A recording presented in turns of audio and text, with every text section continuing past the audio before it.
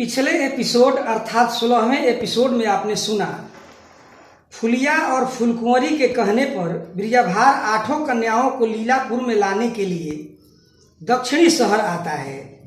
वहां से 8 कन्याओं को लेकर आगे बढ़ता है। फिर हेवंती गेनुआ पीर को अमरपुर से लाती है। सब लीलापुर में पहुंचते हैं। लीलापुर में एक खेत में जादू का तंबू और जादू का बारात का निर्माण करते हैं। बारात को देखने के लिए वहां फुलिया और फुलकुंवरी आती है। शाम होने पर गेनुआ स्नान ध्यान करने नदी में जाता है। तब तक फुलिया फुलकुंवरी पूरा बारात तथा सामियाना को अपने जादू से जलाकर भस्म कर देती है और ब्रिजाभार को सूगा बनाकर अपने महल में ले जाती है। तब ब्रिजाभार लौटता है। तब अपने जादू से हेवंती को जिलाता है। गेनुआ हेवंती से कहता है, तुम चंपापुर से लाडली और गुजरात से 7 सांवरी मामियों को लाओ। फिर हेवंती दोनों को लाने के लिए चल देती है। तब इधर गेनुआ एक बार फिर लीलापुर में जादू का खेल रचता है। अब 17वें एपिसोड अर्थात अगले एपिसोड की कहानी विस्तार से सुनिए। जब वीर गेनुआ हेवंती को चंपापुर से लाडली और गुजरात से मामिया 7 सांवरी को लाने के लिए उड़न खटोला से भेज देता है, तब इधर गेनुआ वीर एक बार फिर लीलापुर में जादू का खेल रचता है। लीलापुर शहर में जाकर गेनुआ वीर माया का बाजार रचता है। जादू का सौदा सजाता है, जादू का लोग बनाता है। जादू के लोग सामान बेचने लगते हैं। लीलापुर के लोग आकर सामान खरीदने लगते हैं। अब यहाँ का हाल छोड़ते हैं और आगे हेवंती का हाल सुनते हैं। हेवंती जादू के रथ पर सवार होकर चंपापुर नगर में पहुंचती है। रथ को शहर में रोककर लोगों से लाडली का घर पूछते पूछते लाडली के पास पहुंचती है। लाडली से कहती है कि जल्दी से तुम मेरे साथ चलो, तुमको गेनुआ वीर ने बुलाया है। तब लाडली पूछती है कि तुम गेनुआ को कैसे जानती हो। तब हेवंती कहती है कि गेनुआ मेरा देवर है, मेरा फुफुआ सास का बेटा है, मेरे स्वामी का फुफेरा भाई है। दक्षिणी शहर में मेरा घर है, मेरे स्वामी का नाम ब्रिजाभार है। इतना सुनकर लाडली हेवंती का आदर सत्कार करती है।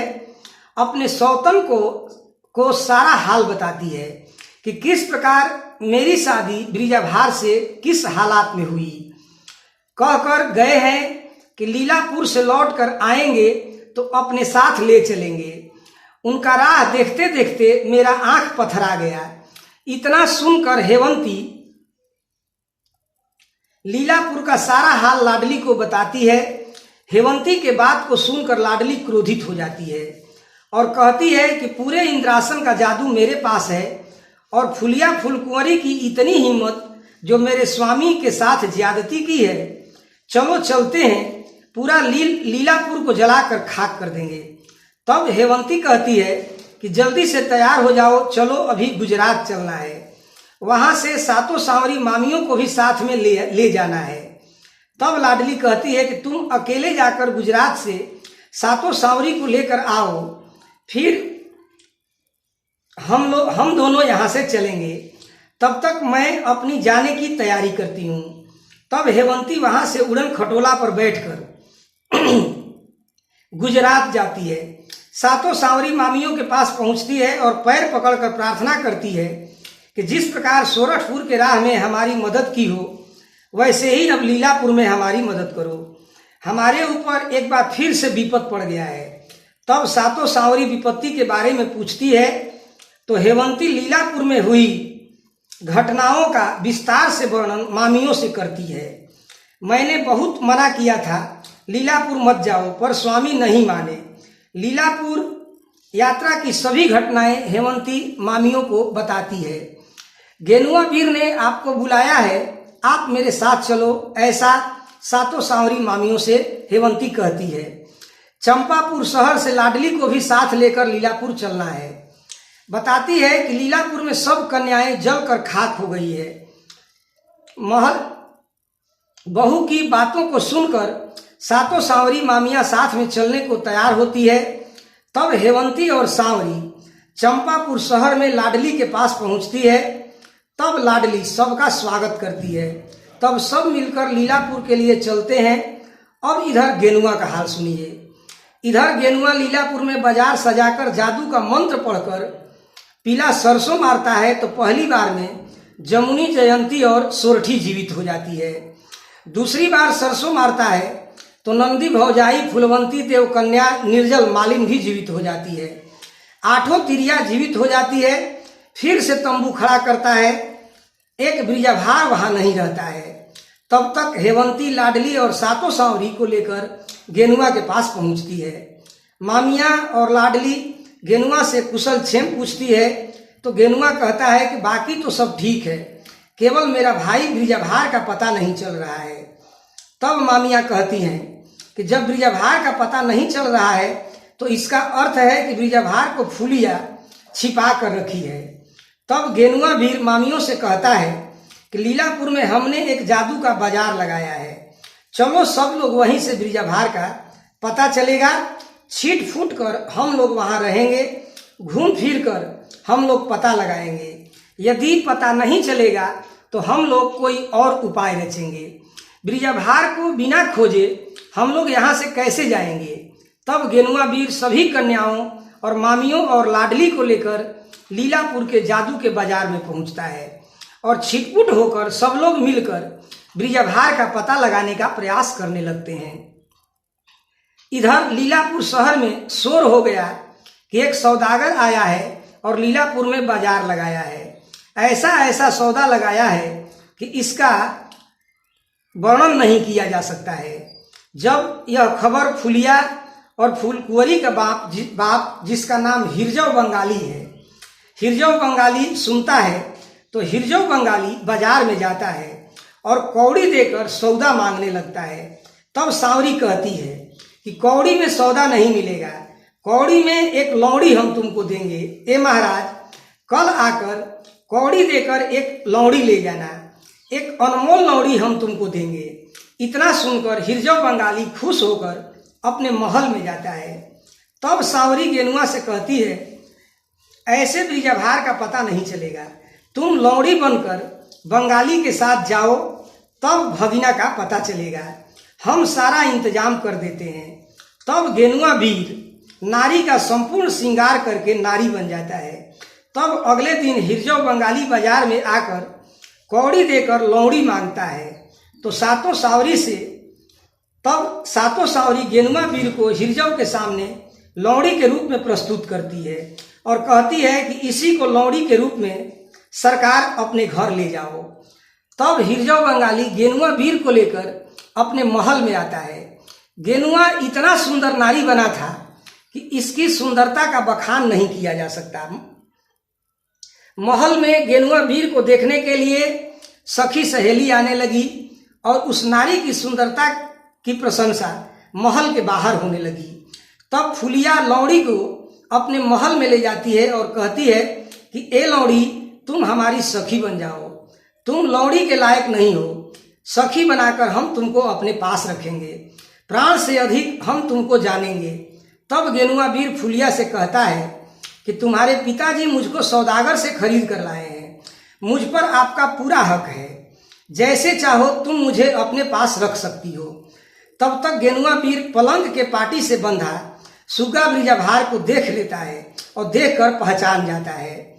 फुलिया के घर में सुगा को देखता है कि सुगा सोने की जंजीर में ब्रिजभार पलंग के पाटी से बंधा है।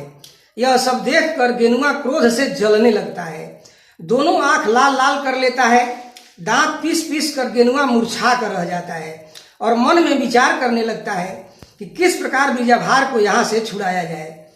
तब गेनुआ वीर बहला फुसला कर फुलिया से पूछता है कि कहाँ से इतना प्यारा सुगा पाई हो, ऐसा सुगा तो मैंने आज तक नहीं देखा। तब सुगा वहां से सीताराम सीताराम कहने लगता है।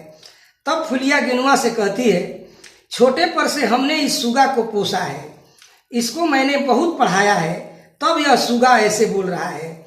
यह सुगा मुझे प्राणों से प्यारा है। दोनों के बीच में बातचीत होती है। बातचीत करते करते रात हो जाती है। सोने की तैयारी दोनों करने लगते हैं। गेनुआ को सोने के लिए फुलिया एक नेवार का पलंग देती है। पलंग पर सोए सोए ब्रिजभार मन में विचार करता है कि किस प्रकार ब्रिजभार को यहाँ से ले चलें। फुलिया गेनुआ को अलग महल में सुला दी थी, इसलिए गेनुआ सोचता है कि हम जब फुलिया के साथ उसके महल में सोते तो ब्रिजभार को ले जाने का मौका मिलता, लेकिन हमको अलग महल में सुला दिया। अब कौन सा हम उपाय करें। बहुत प्रकार से गेनुआ मन में विचार करता है। तब अब इधर बंगाली का हाल सुनिए। आधी रात में हिरजौ बंगाली सोचता है कि इतना सुंदर मैं एक लौड़ी लेकर आया हूं, थोड़ा इसके पास चलना चाहिए। और आधी रात को बंगाली गेनुआ के पास पहुंचता है तो गेनुआ बंगाली को देखकर और काछ कर तेज सो जाता है। तब बंगाली उसके बगल में बैठकर लौड़ी के सूरत को निहारने लगता है और अपना हाथ बढ़ाकर बंगाली गेनुआ के छाती पर रखता है। तब तक गेनुआ बंगाली को लात से मार देता है और बंगाली जमीन पर गिर जाता है। गेनुआ उठकर झटपट कमरे का दरवाजा बंद कर देता है और हिरजौ बंगाली को मारने लगता है और बंगाली को मार मार कर बेदम कर देता है। बंगाली को मारते मारते पेशाब करा देता है। बंगाली कमरे में चिल्लाने लगता है। चिल्लाहट की आवाज सुनकर फुलकुंवरी घर के पास आती है तो देखती है कि चारों ओर से केवाड़ी बंद है। तब तक गेनुआ वीर कमरे का दरवाजा खोलकर बाहर निकलता है और भागने लगता है। फुलकुंवरी उसका पीछा करती है। फुलकुंवरी दौड़कर गेनुआ वीर को पकड़ लेती है। तब गेनुआ फुलकुंवरी को धकेल कर गिरा देता है। तब गेनुआ कहता है कि छिनरो गुजरो, तुम हमारे भाई को सुगा बना कर रखी हो, कल हम तुम्हारा उस्तादी देखेंगे। गेनुआ वीर हमारा नाम है। इतना कहकर गेनुआ वीर महल से भाग जाता है और अपने तंबू में पहुंचता है और अपने दल में पहुंचता है और फुलिया फुलकुंवरी के महल का सारा हाल अपने सभी लोगों को सुनाता है। तब सांवरी गेनुआ से कहती है कि भगिना, यह जादू का कठिन मुकाम है, बहुत होशियार रहना। तब सब लोग मिलकर जादू की तैयारी करने लगते हैं। यहाँ का हाल यहीं छोड़ते हैं। अब आगे फुलकुंवरी का हाल सुनिए। जब गेनुआ का वचन फुलकुंवरी सुनती है तो दौड़कर फुलिया के पास जाती है और कहती है कि बहुत उत्पात हो गया। लौड़ी के भेष में गेनुआ वीर हमारे महल में आया था। पिताजी का बहुत दुर्गति कर गया, घर का सारा भेद जान गया, बाबा को मार पीट कर घायल करके महल से भाग गया। हम उसका पीछा किए, हमको भी धक्का देकर गिरा दिया और धमकी देकर गया है कि कल तुम लोगों की उस्तादी देखेंगे। इतना सुनकर फुलिया और फुलकुंवरी दौड़कर अपने पिताजी हिरजौ बंगाली के पास पहुंचती है। बाबा का जतन करती है और बाबा का यह हाल देखकर आग बबूला हो जाती है। क्रोध से कांपने लगती है, दांत पीसने लगती है और कहने लगती है कि अभी हम लोग उसके यहाँ चलेंगे और गेनुआ की दुर्गति कर देंगे, सब बदला चुकाएंगे। दोनों बहनें जादू में अपरंपार थी। दोनों बहनें जादू के घोड़े पर असवार होती है और घोड़ों को नचाते नचाते वहां पहुंचती है जहां गेनुआ वीर अपने सकल समाज के साथ था। वहां पहुंचकर दोनों बहनें गुरु का सुमिरन करके पत्थर का बाण उन सब पर छोड़ देती है। सांवरी के दल पर पत्थर की बारिश होने लगती है। पत्थर से सांवरी का दल घायल होने लगता है। तब सांवरी गेनुआ को कहती है कि भगिना, जल्दी कुछ करो, इस आफत से हम लोगों को बचाओ। लगता है कि हम लोगों का प्राण चला जाएगा। फुलिया फुलकुंवरी दोनों काल बन गई हैं। लगता है कि किसी का जान यहाँ नहीं बचेगा, यहीं पर सबकी मृत्यु हो जाएगी। तब लाडली मामी सांवरी से कहती है कि मामी, अधीर मत हो, धीरज रखो, अब मेरी करामात देखो। तब लाडली अपने गुरु का सुमिरन करके पवन का बाण चलाती है। पवन के बाण से पत्थर का बाण काट देती है और फिर उल्टा पत्थर का बाण लाडली फुलिया फुलकुंवरी के ऊपर चला देती है। तब लीलापुर शहर के सारे महलों में पत्थरों की बारिश होने लगती है। महल भरभरा कर गिरने लगते हैं। लीलापुर में हाहाकार मच जाता है। अब आज के एपिसोड में आपने यहाँ तक सुना फुलिया फुलकुंवरी और लाडली की लड़ाई हो रही है। अगले एपिसोड में आप सुनेंगे कि किस प्रकार लाडली अब इस लीलापुर में फुलिया फुलकुंवरी से विजय प्राप्त करती है, किस प्रकार से ब्रिजाभार को छुड़ाकर अपने पास ले जाती है। तो रहस्य और रोमांच से भरे इस कहानी को सुनने के लिए हमारे साथ भारतीय लोक कथाएं चैनल पर बने रहिए। चैनल को सब्सक्राइब कर लीजिए और अधिक से अधिक लोगों के बीच में, मित्रों में शेयर कीजिए कि अधिक से अधिक लोग इस कथा को, इस पुरानी कथा को सुन सके। बाकी वीडियो को देखने के लिए बहुत बहुत धन्यवाद। हमारे साथ बने रहिए।